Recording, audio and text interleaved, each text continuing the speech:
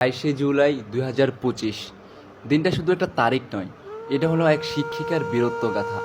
মেহেরিন চৌধুরী উনি একজন শিক্ষিকা ছিলেন না, তিনি ছিলেন মা, আশ্রয়, নিরাপদ আশার নাম। আর আজ তিনি হয়ে গেলেন চিরদিনের নায়িকা। সেদিন ক্লাস চলছিল, হঠাৎ আকাশ থেকে আগুন ছুটে এলো। এক যুদ্ধবিমানের দুর্ঘটনায় ভয়াবহ আগুন গ্রাস করলো উত্তরা মাইলস্টোন স্কুল অ্যান্ড কলেজের বিল্ডিংয়ে। সবাই যখন দৌড়াচ্ছে, চিৎকার করছে, তখন তিনি দৌড়াচ্ছেন উল্টো দিকে আগুনের ভিতরে। যেখানে অন্যরা বাঁচতে চায়, সেখানে মেহেরিন ম্যাম বাঁচাতে চেয়েছেন। একে একে অন্তত 20 জন শিশুকে টেনে বের করেছেন আগুনের মধ্য দিয়ে।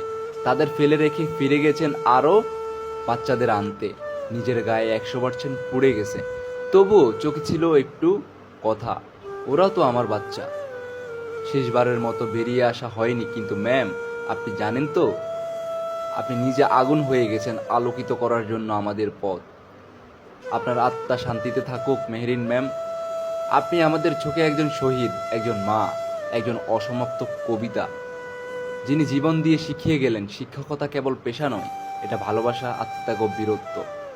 যারা এই ঘটনার সাক্ষী কিংবা মেহেরিন ম্যামকে চিনতেন, কমেন্টে একটা শব্দ লিখুন, সেলুট মেহেরিন ম্যাম। আমরা ভুলব না, আপনি থেকে যাবেন প্রতিটি ছাত্রছাত্রীর হৃদয়ে। সেলুট। এক বীরত্বগাথা, শিক্ষিকা মেহেরিন চৌধুরী।